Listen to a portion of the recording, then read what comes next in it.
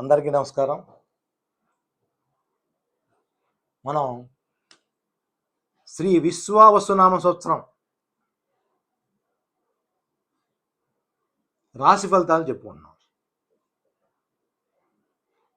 ఈ రాశి ఫలితాల్లో ఇప్పుడు చెప్పేది మనం తులారాశి. ఈ తులారాశి చెప్పే ముందు అసలు గ్రహస్థితి ఎలా ఉందో చూద్దాం. గ్రహస్థితిని బట్టే ఈ గోచార ఫలితాలు అనేవి రాయడం జరుగుతుంది. ప్రస్తుతం గ్రహస్థితి గురించి చెప్పి తర్వాత రాశి ఫలితాల్లోకి వెళ్దాం. బుధుడు 4వ తారీఖు మే నెల వరకు ఈ సంవత్సరం మేన రాశిలో నీచిపడి ఉన్నాడు. అలాగే కుజుడు 4వ తారీఖు జూన్ వరకు కర్కాటక రాశిలో నీచిపడి ఉన్నాడు. ఏం చెబుతున్నానంటే ఈ సంవత్సర ప్రారంభంలోనే బుధ కుజ నీచిపడటం, కొంచెం ఆయా గ్రహాలు 12 రాశుల వారికి ఇబ్బంది కలిగిస్తాయి. అది ఈ రాశికి ఎలా ఉంటుంది, ఎలాంటి ఇబ్బంది ఉంటుందో తర్వాత చెప్పుకుందాం. ఇక గురుగ్రహ సంచారం ఎలా ఉందంటే 8వ తారీఖు మే నెల వరకు వృషభ రాశిలోను, 9 మే నుంచి 27 సెప్టెంబర్ వరకు మిథున రాశిలోను, తదుపరి 28 సెప్టెంబర్ నుంచి 27 డిసెంబర్ 2025 వరకు కర్కాటక రాశిలో ఉచ్చస్థితిలోను, తదుపరి 28/12 నుంచి సంవత్సరం అంతా అంటే మళ్ళీ ఉగాది వరకు తిరిగి మిథునంలోకి గురుగ్రహ సంచారం ఉంటుంది. ఇక రాహుకేతులు ఇద్దరు సంవత్సరాల నుంచి మేనకన్య రాశిలో ఉన్నారు. ఇది 16 మేతో ముగిసిపోతుంది. 17వ తారీఖు ఈ సంవత్సరం మే నెల నుంచి రాహు కుంభంలోను, కేతు సింహరాశిలోను సంవత్సరం అంతా ఉంటారు. శనిగ్రహ సంచారం గురించి చెప్పుకుందాం. ఇప్పుడు ఏప్రిల్ 17వ తారీఖు వరకు కుంభరాశిలోను, 18 ఏప్రిల్ నుంచి 9వ తారీఖు అక్టోబర్ వరకు మేన రాశిలోను, తదుపరి అక్టోబర్ 10 నుంచి 10వ తారీఖు జనవరి 2026 వరకు మరల కుంభంలోను, 11/1/26 నుంచి సంవత్సరం అంతా మేన రాశిలోను శనిగ్రహ సంచారం ఉంటుంది. ఇది ఈ గ్రహ సంచారం గురించి చెప్పాను. ఇప్పుడు తులారాశి గురించి మనం చెప్పుకుంటున్నాం కదా. తులారాశి గురించి చెప్పినప్పుడు మనం ఆదాయ వ్యయాల గురించి చెప్పుకోవాలి. ఆదాయం 11 ఈ సంవత్సరం వీరికి, వ్యయం 5, రాజ్యపూజ్యం 2, అవమానం 2. చాలా బాగుంటుంది. ఒక విధంగా చెప్పాలంటే స్త్రీ పురుషులిద్దరికీ ఈ తులారాశి వారికి ఈ సంవత్సరం అంతా అఖండముగా యోగిస్తుంది. ఇందాక బుధ కుజ నీచ అని చెప్పాను కదా. దానివల్ల ఎట్టి ప్రభావం ఉంటుందంటే ఈ జూలై వరకు, సుమారు జూన్ ఎండింగ్ వరకు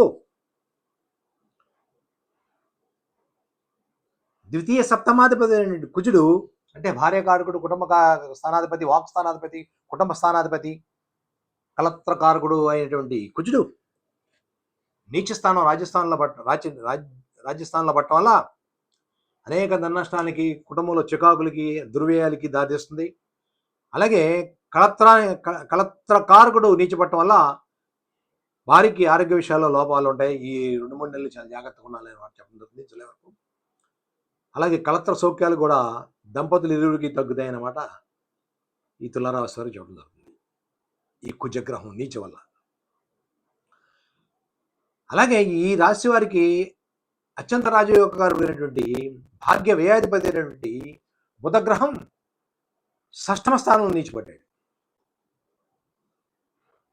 అది ఒక శుభకారుడైనటువంటి గ్రహం వెళ్ళిపోయి నీచిపట్టడం అనేది తప్పు.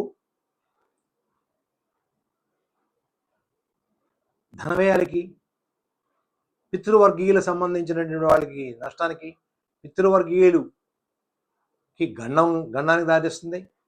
చాలా జాగ్రత్తగా ఉండాలి.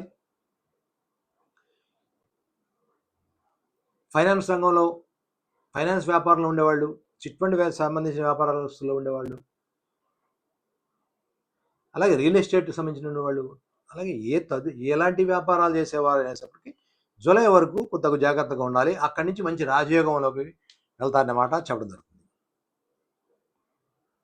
ఇకపోతే రాహుకేతులు మారుతున్నారు. రాహుకేతులు ఇద్దరు మంచి స్థితిలోకి వస్తున్నారు.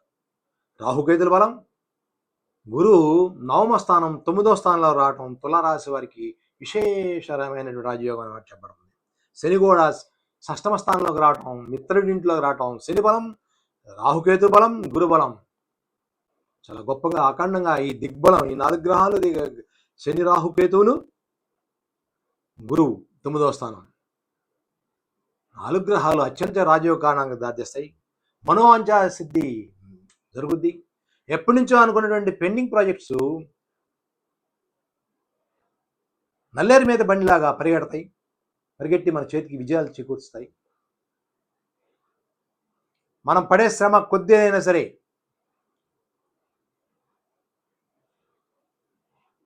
గుప్పుడు కష్టమైనా సరే కుంచుడు లాభం అనేది ఈ సంవత్సరం అనేది మీకు తులారాశి వారికి ఉంది. బంధుమిత్ర సహకారం ఉంది, మిత్రులతో అన్యోన్యత ఉంది. గతంలో ఉన్నట్టు శత్రులుగా ఉన్నటువంటి వాళ్ళు మిత్రులు అవుతారు. మిత్ర లాభాలు ఉన్నాయి, మిత్ర భేదాలు అనేవి లేవు.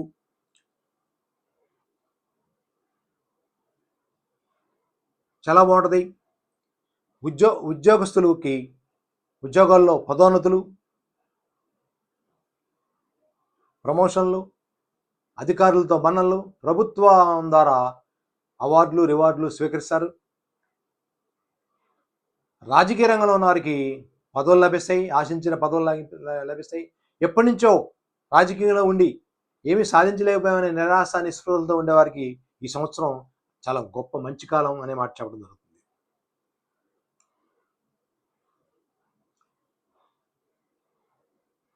అదేవిధంగా శని 6వ స్థానంలో కూర్చుని అష్టమాన్ని చూస్తున్నాడు. 6వ స్థానం మిత్రస్థానం ఎప్పటికీ 8వ స్థానాన్ని చూస్తున్నాడు. 8వ స్థానం కూడా శుక్రుడు వెళ్ళి మిత్రస్థానమే అయినప్పటికీ కొద్దిగా ఆరోగ్య విషయంలో శని మార్పుల వల్ల కొద్దిగా ఆరోగ్య విషయంలో తరచూ నలతలు జరుగుతాయి. ఇస్నోఫిలియా, దగ్గు, జలుబు, రక్తదోషం ఉన్నటువంటి వాళ్ళు చాలా జాగ్రత్తగా ఉండాలి. అట్టి శని వ్యయ స్థానాన్ని చూసడం వల్ల, షష్టాధిపతి అయ్యండి వ్యయాన్ని చూసడం వల్ల ఇతరుల కోసం, ఇతర వ్యవహారాల కోసం ధనాన్ని వేపరుస్తారు. అలాగే ధర్మ కార్యాచరణలకే వేపరుస్తారు. దుర్వ్యయాలు వాటికి చేరు మంచిగా జరుగుద్ది. అట్టి శని తృతీయ స్థానాన్ని చూసడం వల్ల, షష్టమంలో నుండి తృతీయ స్థానాన్ని చూసడం వల్ల ముఖ్యంగా సోదరీమణులకు కొద్దిగా ఆరోగ్య విషయంలో జాగ్రత్తగా ఉండాలి. వారితో జాతకుడు అన్యోన్యత కలిగి ముందుకెళ్తాడన్నమాట చెప్తుంది. ఏదైనప్పటికీ సోదరి స్థానాన్ని శనిగ్రహం చూస్తున్నప్పటికీ అట్ ది సేమ్ టైం గురువు 9వ స్థానంలో కూర్చొని ఆ సోదరీమణులు బంధుమిత్రుల స్థానం చూసడం వల్ల పరిస్థితులన్నీ గట్టెక్కుతాయి. వివాదరహితంగా ఉన్నటువంటి చికాకులు, ఆస్తిపాస్తులైనటువంటి చికాకులు, భాగస్వామ్య వ్యాపారాలు, ఫైనాన్స్ రంగంలో ఉన్నటువంటి గతంలో ఉన్న చికాకులు అన్ని సఫలీకృతమవుతాయి. ఒక కొలిక్కి వస్తాయి. గతంలో ఉన్నటువంటి కోర్టు గొడవలన్నీ మంచి మార్గంలో రావడానికి అవకాశం ఉంది. అదేవిధంగా గురువు 9వ స్థానంలో కూర్చుని ఏకాదశ స్థానం చూసడం వల్ల జాతకుడు మంచి నడవడితో కూడిన జీవన విధానం చేస్తూ, దైవారాధనతో కూడినటువంటి పనులు చేస్తూ, గుళ్ళు గోపురాలకి పుణ్యక్షేత్రాలని దర్శిస్తూ ఇతర రాష్ట్రాలకు కూడా వెళ్తాం అనేది జరుగుద్ది. అట్టి గురువు తృతీయ స్థానాన్ని చూసడం వల్ల సోదరీమణికి మేలు చేస్తాడు. బంధుమిత్ర వర్గీయులతో సత్సంబంధాలుగా ఉంటాడు. అట్టి గురువు పంచమ స్థానాన్ని చూసడం వల్ల ఈ తులారాశి వారికి ఈ గురువు పురుష గ్రహం అవడం వల్ల మొత్తం సంతతి అందరికీ మేలు జరుగుతుంది. పురుష సంతానానికి ఇంకా మేలు జరుగుతుంది. సంతతి మంచి అభివృద్ధిలోకి వస్తారు. జాతకుడు సుఖ సంతోషాలతో, సత్సంతానమంతో, విద్యా, భూమి, గృహము, వాహనము, శిశౌక్యాలతో విద్యల్లో రాణిస్తారండి. విద్యల్లో మంచి బాగా చదువుకుంటారు. ఈ విద్యల్లో బాగా రాణిస్తారు తులారాశి వారు. మగవారి ఈ రాశి వారు మగవారి విద్యార్థులే బాగా రాణిస్తారు. పురుషులు బాగా మంచి స్థితిలోకి వెళ్తారు. భూమి, గృహము, కొనుగోలు, అమ్మకాలు, కొత్త గృహప్రవేశాలు, పెళ్లి కాని వారికి పెళ్ళవటం, ఇంట్లో శుభకార్యాలు జరగడానికి అవకాశం ఉంది. ఏదైనా ఇల్లు వాకిలి కొనుక్కునే అవకాశం ఉంది. అలాగే డాక్టర్ వృత్తిలో ఉన్నవారికి, ఉపాధ్యాయ వృత్తిలో ఉన్నవారికి, అలాగే విద్యాలయాల్లో ఉన్నటువంటి వారికి చాలా మంచి ఫలితాలున్నాయి. అన్ని రంగాల ఏ వ్యాపారమైనా సరే అన్ని రంగాల్లో ఉన్న వ్యాపారస్తులకి చాలా మంచి జరుగుద్ది. మంచి కాలం అని చెప్పాలి. వ్యవసాయం బాగుంటుంది, మత్స్య పరిశ్రమ బాగుంటుంది. టోటల్‌గా ఏం చెప్పాలన్నా అన్నీ బాగుంటుంది. కళారంగం కూడా ఆ కళారంగంలో ఉన్నవారు కూడా అవార్డులు, ప్రభుత్వం నుంచి సన్మానాలు పొందుతారు. మంచి పేరు తెచ్చుకుంటారు. కళారంగంలో ఉన్నటువంటి తులారాశి వారికి చాలా మంచి జరుగుద్దనే మాట చెప్పడం జరుగుతుంది. మంచి విజయాలు చవి చూస్తారనే మాట చెప్పడం జరుగుతుంది. కళారంగం, సినిమా రంగం అన్న వారికి.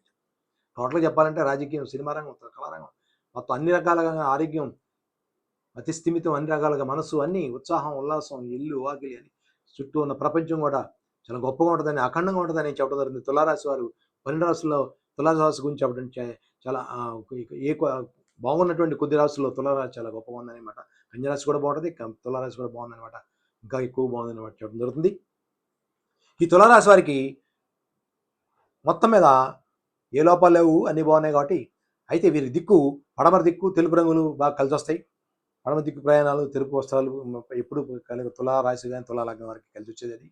అయితే ఈ సంవత్సరం వీళ్ళు లక్ష్మీ గణపతి పూజలు చేసుకోవాలి, రాహుకేతులు పూజలు చేసుకోవడం చాలా మంచిది. అలాగే సుబ్రహ్మణ్య స్వామి పూజలు తరచూ చేసుకుంటే మంచి ఫలితాలు ఉంటాయి. సంతానానికి మంచి మేలు జరుగుద్ది. ఈ తులారాశి వారు మొత్తం చెప్పాల్సి అన్నీ బాగున్నాయి కాబట్టి కనకపుష్యాగం నీలం ధరించి ఉంచుకుని ఈ సంవత్సరం అంతా కనకపుష్యాగం నీలం ధరించుకుని గురు పూజలు కూడా చేసుకుంటే మంచి ఫలితాలు ఉంటాయని మాట చెప్పడం జరుగుతుంది. ఇది ఈ తులారాశి యొక్క ఫలితాలు. నమస్కారం.